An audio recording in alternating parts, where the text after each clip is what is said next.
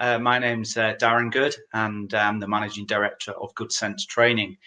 All the training I deliver is related to dealing with communications, negotiation and conflict.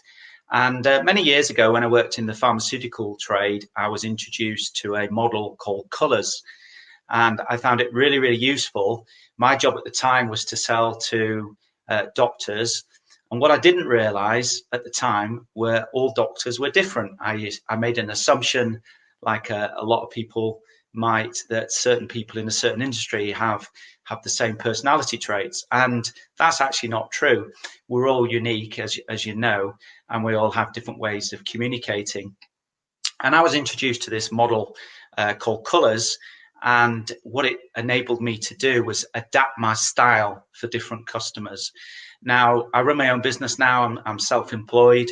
And obviously, if I don't get the results, then I don't get paid. And therefore, being an effective communicator and negotiator is really important for me as a business owner. And I still use on a daily basis the Colours model for communication. Now, there's loads and loads of different personality types out there. Some of you may have heard of Myers-Briggs, for example, which is extremely comprehensive, but it's not that user-friendly. The colour system is really, really easy to get your head around, very, very user-friendly and very, very practical. Now, most of the personality stuff that's out there is based on the work of Carl Jung, and Carl Jung was a student of Sigmund Freud. Some of you may have heard of Carl Jung. And they're all pretty good. They're all very, very similar. But another advantage of the Colours one, apart from it being fairly easy to get your head around, is it's not copyrighted as well. So any of you guys, if you like this material, feel free to use it yourself.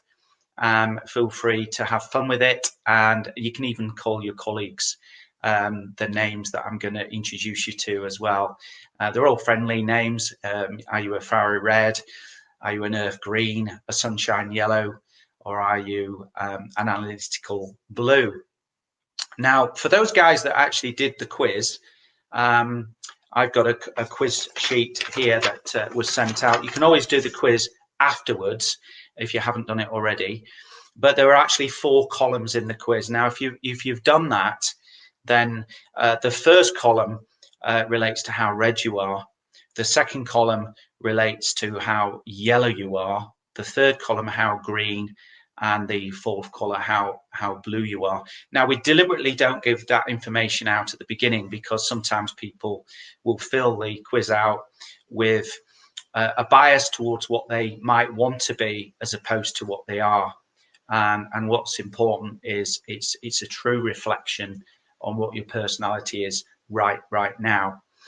So there I am up in lights, Darren Good BSc. So my degree was in chemistry, which might give you a bit of a clue about my personality, and my master practitioner in NLP, Neuro-Linguistic Programming, which is a school of psychology.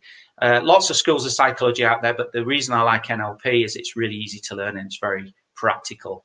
So we're looking at personality profiling, the colours variation, and a little bit about empathic listening as well. There's a bit of background information. I'm not going to go into any detail because obviously you can look at this presentation later about where this comes from. But let's look at colours. What colour are you? Well, you're not actually one particular colour. And what I mean by that is we're all shades of colour, and we'll all be made up of different colours. In the same way that I'm not 100% right-handed, so I'm right dominant. I'm good at using my right hand, but guess what? I can also use my left hand. So if it's a complicated task, such as writing, for example, I would naturally write with my right hand, although I can write with my left. I'm not brilliant, but I can do it. It doesn't feel as comfortable. So I feel more dominant with my right hand, but I have to work harder with my left. Now, something a bit more simple, like maybe switching a tap on, naturally, I would probably use my right hand, but I'm fairly comfortable in using my left hand. So if you look at the colours, there's 4 main colours: red, yellow, blue, and green. One of those I will be very dominant in, but the others I will also be able to use. Just to give you a bit of an over picture of the colours. Red and yellow tend to be very big picture, if you've got that personality type. But also if you're green or blue, you tend to be more information orientated. Obviously, I'm blue, being a scientist, and therefore I'm really interested in information. So you can imagine when the internet came along, I spent a lot of time, and I still do, a lot of time on the internet. Next slide, please. Now, the thing about the colours is, whichever colour you are has obviously advantages and disadvantages, and you on a good day are obviously incredible, and we all have obviously bad days as well. So if you look at blue, which I'm naturally, on a good day, I'm precise, I'm deliberate, I'm great at asking questions, and I'm good with detail and getting results. But on a bad day, I might come across as being stuffy or indecisive or cold or reserved. If you think about a red personality, and I'm going to give examples of personality types on TV so you can have a flavour of what these people might look like in a moment. But a red person on a good day is very competitive, determined, strong will, purposeful, and very results orientated. But on a bad day, they might come across as being aggressive, controlling, overbearing, or intolerant. If we look at the green personality type, these people are very amiable, they're very caring, encouraging, sharing, and relaxed. But on a bad day, they might come across as being very slow, bland, docile, and maybe stubborn. And last but not least, if we look at yellow, then on a great day, they're very sociable, good fun to be around, dynamic, enthusiastic, and persuasive. But on a bad day, they might come across as being a little bit frantic, too much in your face, a bit too flamboyant and hasty. Next slide, please. So as an overview, blues want to get things right. And as you can imagine, as a scientist, it's important that I have the right information delivered at the right time to the right people. I need to just get things right. Red people just get things done. And you might think that just relates to, let's say, business, but there's effective business people in all colours, and I'll give you examples of that in a moment. Green people want to make sure that everything is done in a caring way, and yellow personalities are very much very sociable and very much into team dynamics and like to do things obviously together. Next slide, please. This is a link to the Myers-Briggs personality stuff. I'm not going to go into this, but for those of you that want a bit more detail of how it links to Myers-Briggs, then obviously look at this slide in a bit more detail later. Next, please. Okay, so let's look at each one in a bit more detail, and I'm going to give you an example of somebody on the TV who fits this personality, so you can have a flavour of what this personality might look like. So fiery red, an example on TV of the fiery red, let's think of a TV chef, would be somebody like Gordon Ramsay. I think also Marco Pierre Wright was probably fiery red as well, which is probably why they clash now as well and don't get on particularly well. Very results orientated, very assertive, and have clear direction, know exactly what they want and when they want it. And they want to be around the best and be the best. These guys tend to drive very expensive cars. I know that Gordon Ramsay's got a Ferrari. Other examples in business, Alan Sugar, Donald Trump. I know Alan Sugar's got a Rolls Royce, and I think Donald Trump in his time has had the most expensive cars, on the planet. These guys seek power and control over situations. Now, this is when you take red to the extreme. So you may have people with red personality in your shed, but they're not necessarily as red as the examples that I'm giving. I'm exaggerating the examples just so you can pick off very quickly that person has a very much of a red type personality. Next, please. So when you're dealing with a red, whether it be face-to-face or over the telephone, you need to get down to business really, really quickly. Reds just want to know what's available, how they can get it, when they can get it. They want to know the truth, and they're not necessarily that bothered about people's feelings. Red are very, very competitive and results driven. So you need to get down to business really, really quickly with a red if you're going to get on and communicate with them in an effective manner. Next, please. So yellow, I can relate to yellow because I live with a yellow. My wife Bobby, who's downstairs on our Teams call, she's very, very yellow. In fact, that's probably why I was attracted to her in the first place. Extremely charismatic, very, very chatty, and she can talk forever. She wouldn't actually need any slides. I don't think she tends to use PowerPoint because she can just talk. You'll spot yellows because they talk a lot. They don't necessarily listen that much. Yellows talk a lot, and they can talk, and they always have a vivid imagination. Lots and lots of ideas. Great people to work with to get a process going, to get projects going, but not necessarily completer finishers. That's why we need other people in a team as well. Always optimistic and always look on the bright side. Yellows are good fun to be with. Next slide, please. Dealing with yellows. Yellows are very much relationship, all very much into relationships, and you need to work on that relationship to have a strong communication with them, and you need to allow them to play. They like having fun. If it isn't fun, they don't want to get involved. You need to be around and available to talk to these people and allow them to talk. They don't necessarily want to listen to you. They want to talk, and they'll give you lots and lots of ideas, and therefore you need to listen to their ideas and give them time to decide which idea they think is good. Next, please. Earth green. Now, there's a lady who works for me, Denise. She's very, very green, very amiable, very, very caring, very much concerned about our customers and what customers think of us, and a very important, obviously, member of our team. Now, when I speak to Denise, and I speak to her on a daily basis, I need to spend time. I need to listen and talk to her and find out how she's feeling about the projects that we're involved in. Or she's always concerned about the results, not just the results we get for our clients, but how we get the results and how it makes our clients think and feel. Again, with greens, you need to give them time because they need to process their feelings around what they're doing. They'll be very empathic and very concerned, as I said, about what other people might think. I'll give you an example. I was working with a colleague who was very green, and we used to run a martial arts academy in Bradford.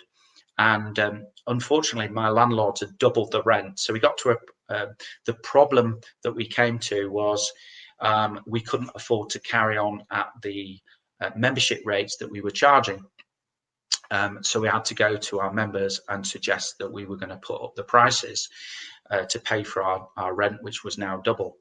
And my colleague, Tony, was very, very concerned about how the parents would feel if we if we increased our prices. We were never going to double our prices, even though our landlords did, but we were going to increase our prices. We had to survive. And he was really, really concerned about what people might think of that and what the parents might think of that. So I told him to go away and think about it. And when he came back the following day, he said, we need to put our prices up, because he was concerned now that the parents would be very, very disappointed if we had to close, if we couldn't continue as a business. So by giving him time to think about the consequences of not putting up our prices, he actually came back and said, actually, we do need to put our prices up, because parents are going to be even more disappointed if the club closes and we don't continue with the great service that we're providing, teaching martial arts to their children. Next, please. The last of the four colours is blue, and blue is the scientific, analytical personality. This is something which I am, and it's something which I'm naturally, and obviously being a graduate in chemistry fits very nicely with this.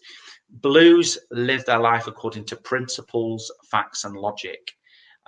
So, for example, I'm very much into the science of the COVID vaccines and very much behind obviously vaccinations and the evidence that's coming through about how that's working and getting getting the COVID situation under control. They analyse all options, and it's one of the reasons why sometimes blue are slow to make decisions, because they need all that information in before they can make a decision. They're planners. They have planners to plan their plans. So next to me, I've got a workbook, I've got a diary, I've got plans about my plans. So I also work sometimes in the security industry, which is massively involved in planning. So that actually suits my personality as well. Science and security go together actually pretty well. Sometimes I avoid making decisions because I haven't actually got the information I need yet. So I won't just go on a hunch. And they sometimes come across as being detached or even cold. Next slide, please.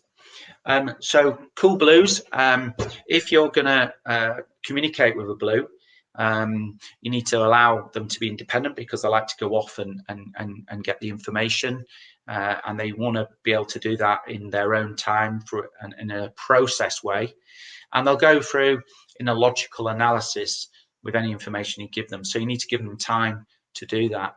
And they're looking for information and detail, and they need to understand the logic of what you're saying to them. So many years ago, I had a serious illness. I had a sarcoma, and I went to see a specialist about that. And the specialist picked up on my personality. I don't know if he understood the colour system or not, but he said, Darren, I've got a lot of information about sarcomas. Do you want an overview, or do you want to know everything I know about sarcomas? And my answer to that was, I want to know everything there is to know about sarcomas. And he said, I thought so. So he obviously understood the concept of different personality types. When my wife was ill as well, she actually went to see the same consultant. He asked the same question, and her answer was, I just want to know if I'm going to be all right or not.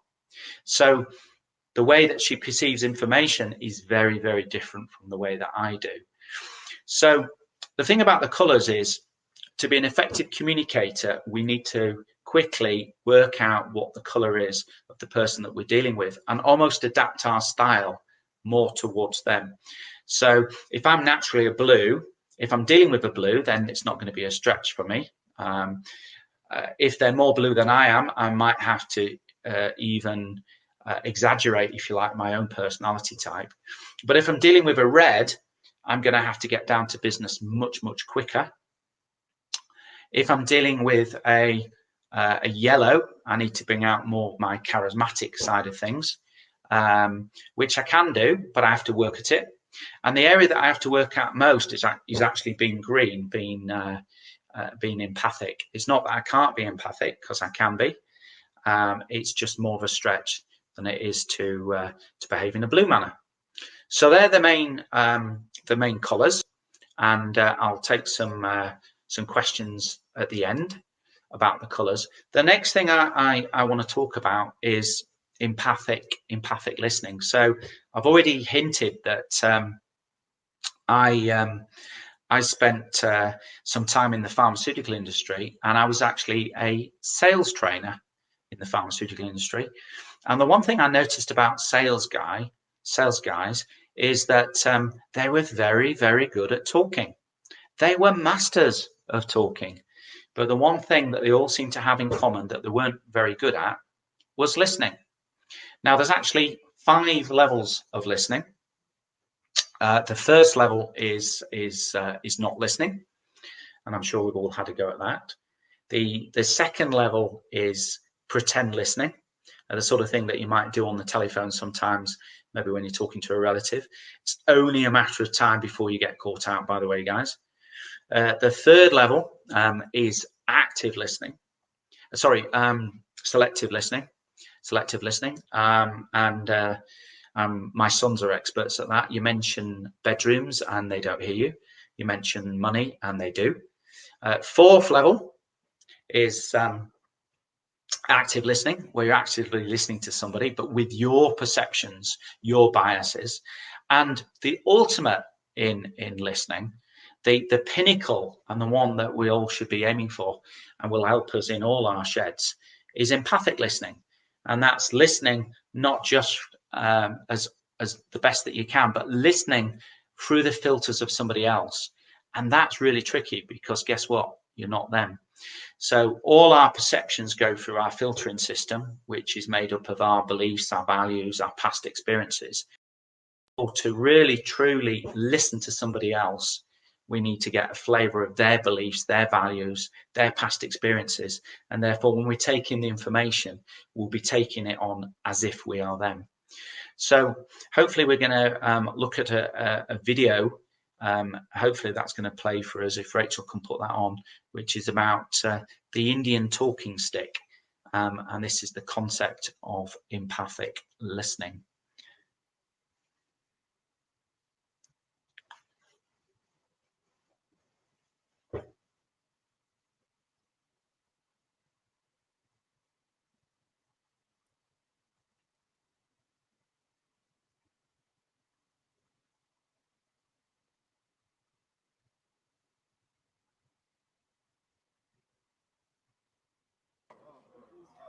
So while we're waiting for the technology, oh, here we go.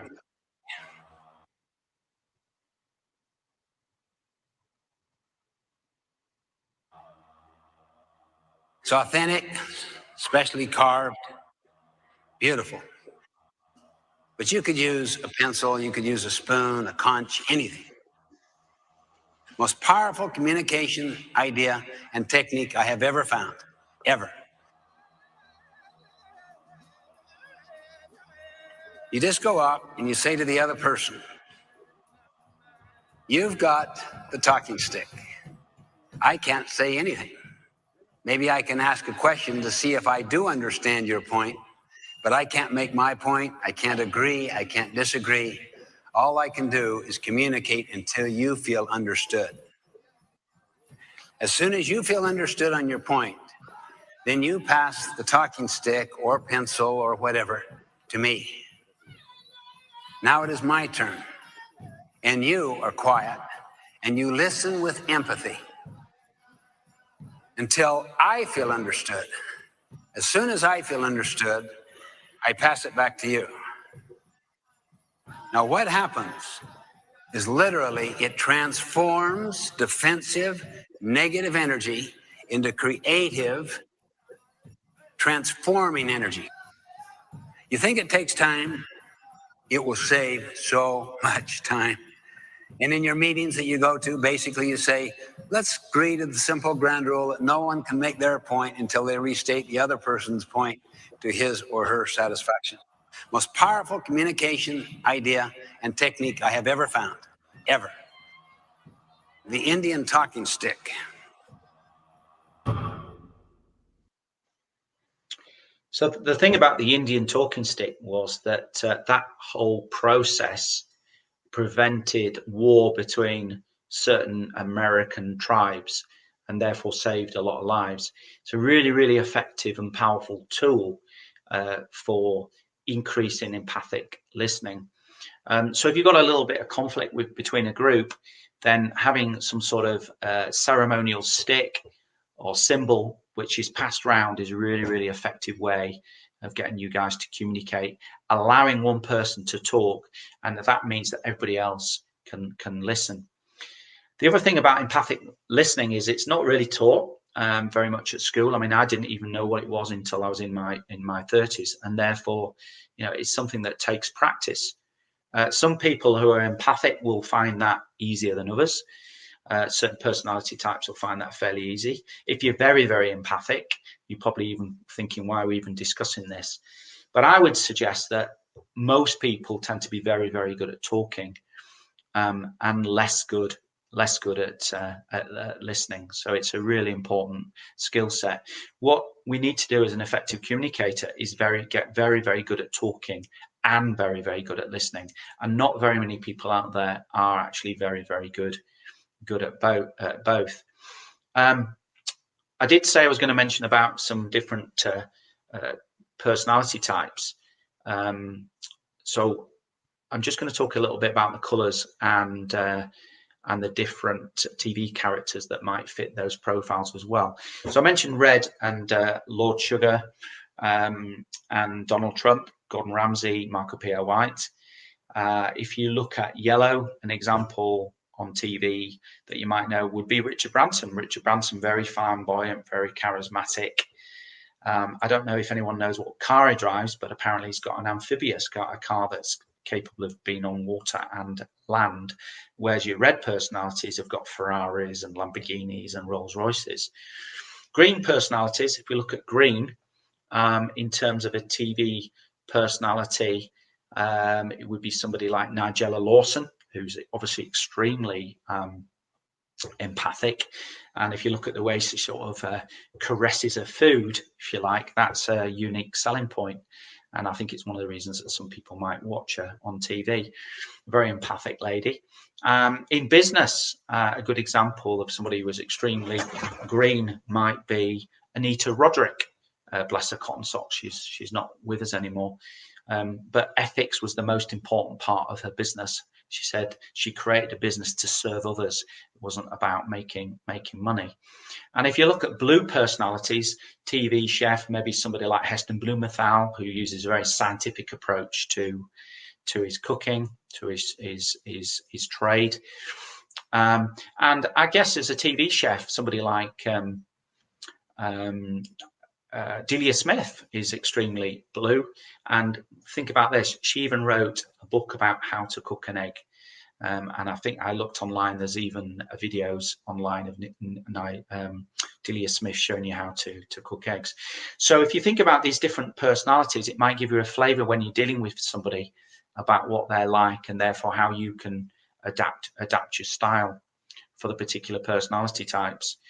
There are more comprehensive versions of personality out there, but I just think this is a really, really simple way of looking at personality. I'll give you an example of when I used it in my selling career. So I worked for a pharmaceutical company that taught me to be very yellow, if you like, very flamboyant and very excitable about what I was promoting. And I remember going to see a doctor in Bradford, and he was actually a really important person to my business, and I didn't realize that at first. He sat on a high-level committee, and the more flamboyant I was with him, the more he pushed me away, the more he wasn't interested in what I had to say. But he gave me a little bit of a clue that he was scientific, but I didn't really understand what I could do with that.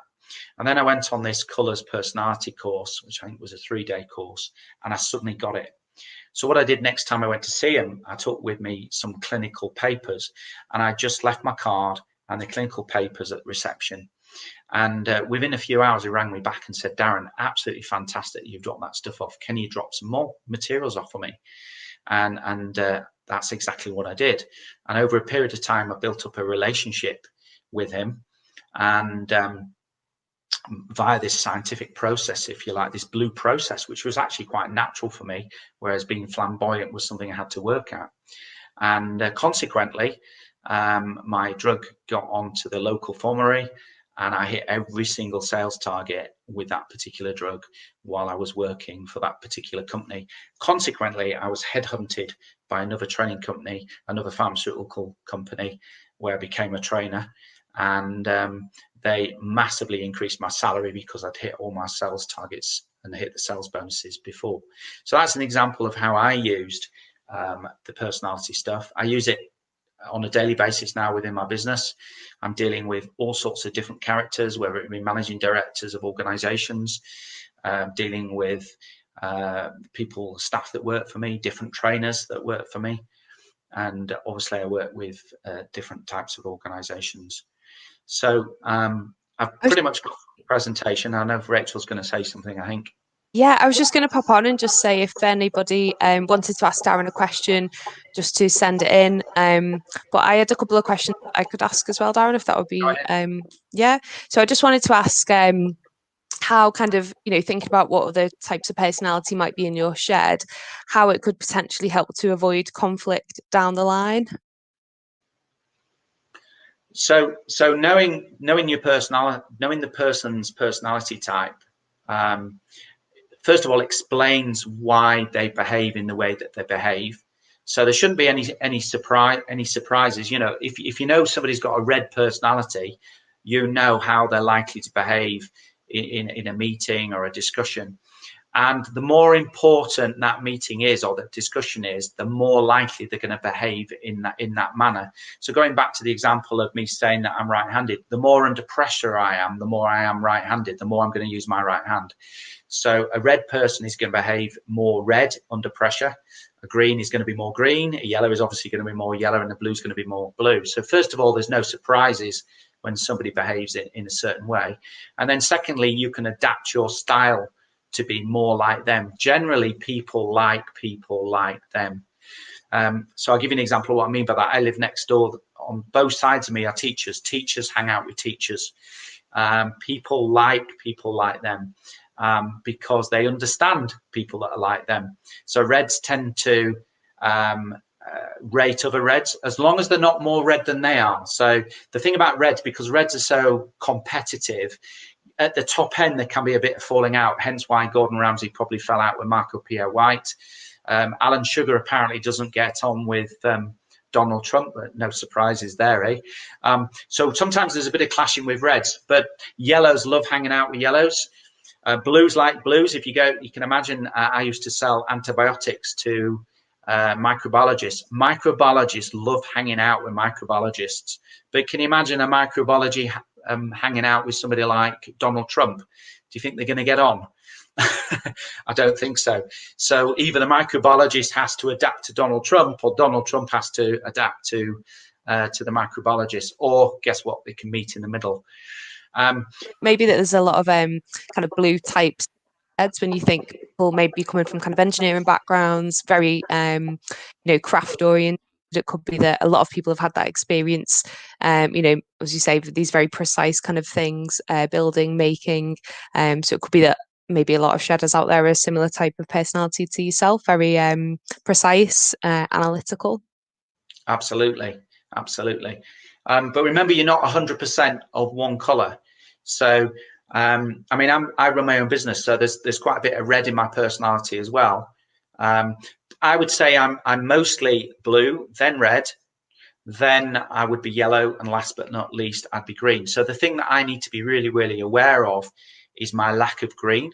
And therefore, if I don't behave in a little bit more of a green manner, in other words, I've got to make a bit more of an effort, then I could upset people by not demonstrating enough empathy.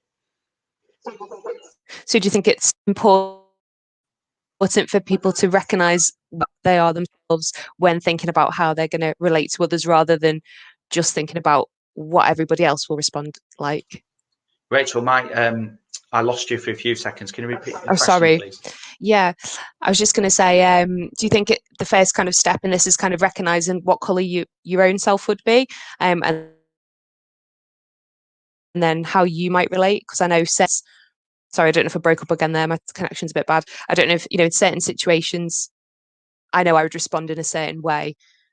Yeah, absolutely. So the starting point for this is knowing your own personality, because then you'll know what you're like on a good day and what you're like on a bad day, if you like. Now, you might think we all know our strengths and weaknesses, but we also have blind spots in our own personality. Everybody's going to have a blind spot in their personality. So the advantage of knowing where you fit in is you'll get to know what you don't know about yourself as well, which some people will feel a bit uncomfortable with. But if you want to be a great communicator, you have to become comfortable with being uncomfortable. You have to know not just your strengths, but what your weaknesses are as well. So a good starting point is knowing your own personality type. And then when you meet others, getting a flavour of what theirs is, certainly at the beginning. And that's an example of where colours fits in, because it's very quick to learn and very quick to be practical moving forward. And then adapting your style. So one of the methods that I was taught, certainly in a sales environment, is to try and be fairly neutral. So not to be too analytical at the beginning, which is my natural style, not to be obviously too flamboyant or too pushy. And in my case, probably to demonstrate a little bit more empathy at the beginning of a negotiation or meeting, and then adapt the style according to the group dynamics. So if there's somebody that's communicating with me that's very red, then I would need to come back at them with a little bit more of my own red personality. Obviously, if they're giving me detail about something, then I would use my blue side, which would be fairly comfortable for me, because that's what I'm like. If they're very yellow, allow them to talk, allow them to speak. My missus, when she's stressed, she wants to talk, and she'll talk herself back round to being less stressed, and by me just being there. And she's, oh, thanks for listening. I was just there, really. I'm just a sounding board. And obviously with the green, I have to work a bit harder at that. Of course. And obviously, some people watching may kind of think, well, what's this got to do with sheds? But empathic listening, how to communicate with each other in this small environment where sometimes they're having to make big decisions or important decisions, or there may be kind of people having disagreements. So how do you think this kind of communication would help people in a shed, this empathic listening?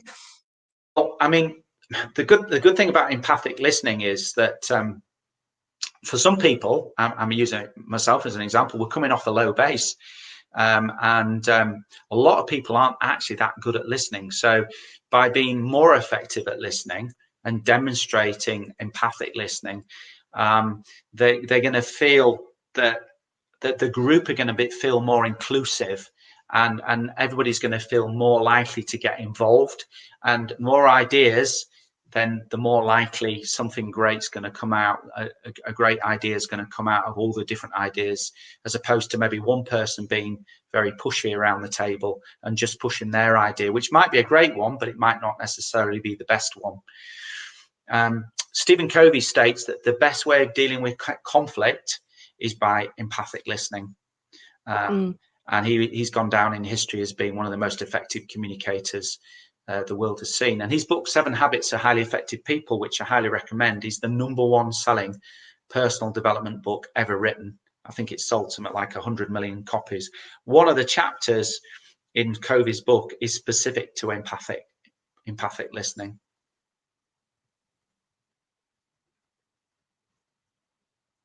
Have you frozen, Rachel?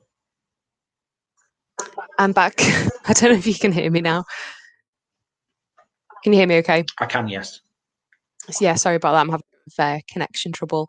So kind of thinking about that empathic listening in a shed, if this kind of, you mentioned before about the different stages of listening, and that sometimes people are listening, but really they're kind of waiting to jump in with their opinion.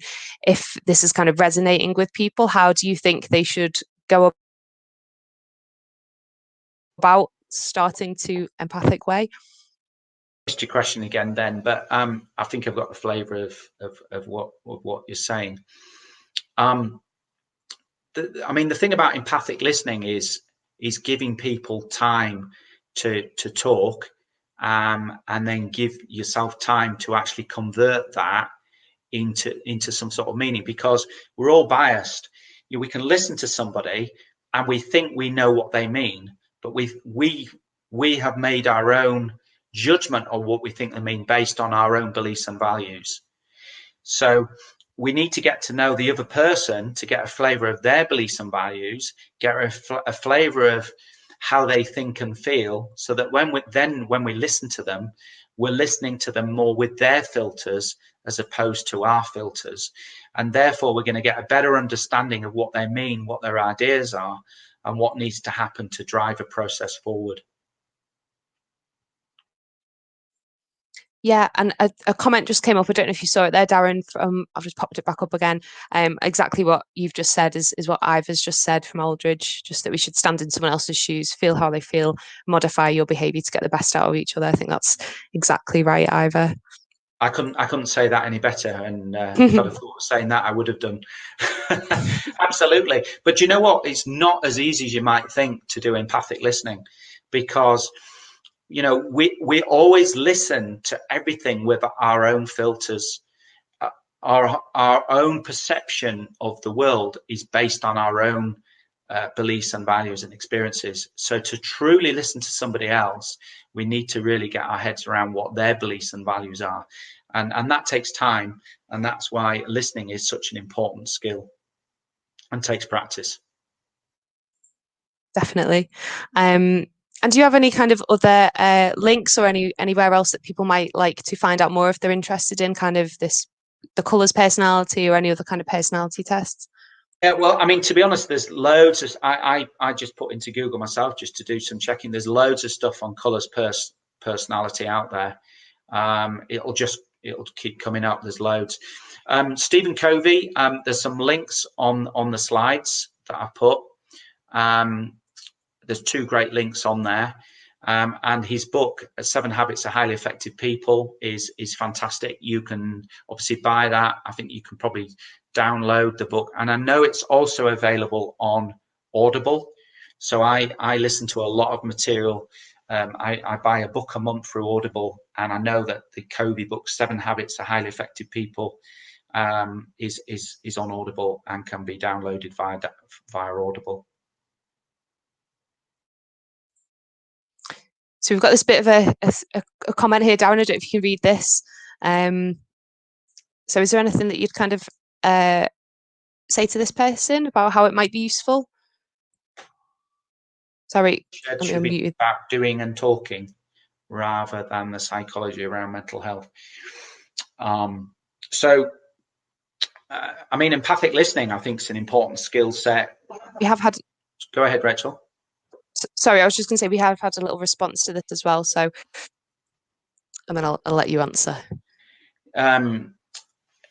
I think listening is an important skill inside of mental health, outside of mental health. I don't think it's specific to mental health.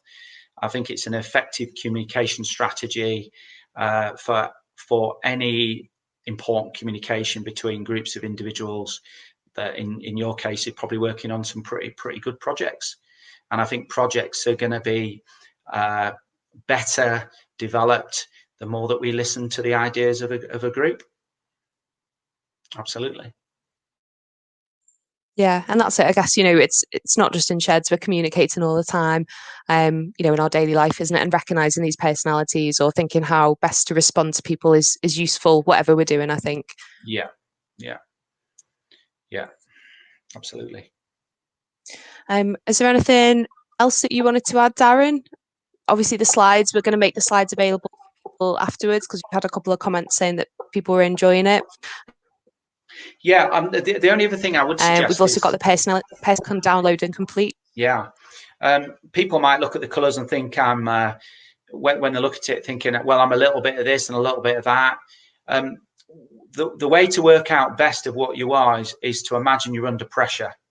So if somebody gave me a project and said, Darren, you've got to get this finished by 5 o'clock today, I would probably find a quiet part of the house and work on that on my own. And I'd probably have the internet and Google, and I'd be working on that project with information in a sort of on my own in a single fashion, if you like. Whereas my wife, who's very yellow, would probably ring up a load of friends and start talking, asking their opinion. And although she's asking their opinion, she'll probably be doing most of the talking as well. And she would do the project in a very, very different way to me. So to work out where you are in terms of your personality colour, imagine you're under extreme pressure. So going back to left and right-handedness, if you told me to write my name and you said do it within the next 5 seconds, I would definitely use my right hand. Whereas if you said, Darren, you've got a minute, and if you write with your left hand, you'll win a prize, I could actually quite easily write with my left hand, but feel much more comfortable using my right. So when it comes to the colours, you need to take yourself to the extreme and think, which one am I most comfortable with? But of course, you will have elements of all the colours because we're all unique. Yeah, no, that's. I think it's been really interesting to hear about all this, Darren. And I think, as you said, this is useful in a shed or outside of a shed. But yeah, I just want to say a big thank you for the session. My pleasure. And I think we're kind of coming to the end, I guess. As I say, all the slides will be available on our website and the personality test. So have a go. Start looking at the people in your shed, start looking at your family, seeing what colours they are. But yeah, looking at yourself as well and kind of thinking, how do I respond? How do I react? I guess what triggers you or what challenges you as well, I suppose. And yeah, I'm going to add Laura in now. So I'll say thank you very much to Darren. And we did flash up your website before. That will be on the slide as well if people want to. Cool. Thanks very much for your time. My pleasure. I bought a shed, I took it home, and I erected it. I bought a shed, I took it home, I'd selected it. I bought a shed, I bought a shed, I bought a shed. I followed the instructions, studied all the plans, worked day and night to get it right with blisters on my hands. And when I put the roof on and finished off the floor, I knew inside my heart of hearts I'd be ignorant no more.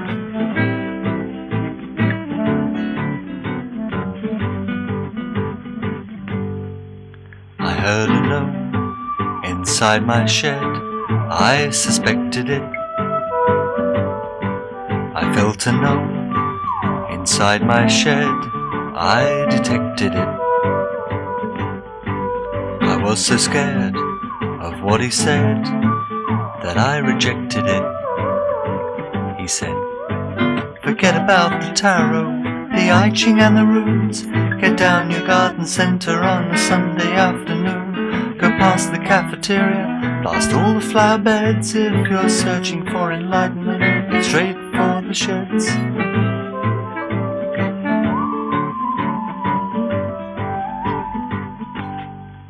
And so we lived inside our shed, and we respected it. I taught him, and he taught me, and we perfected it. And all because I bought a shed.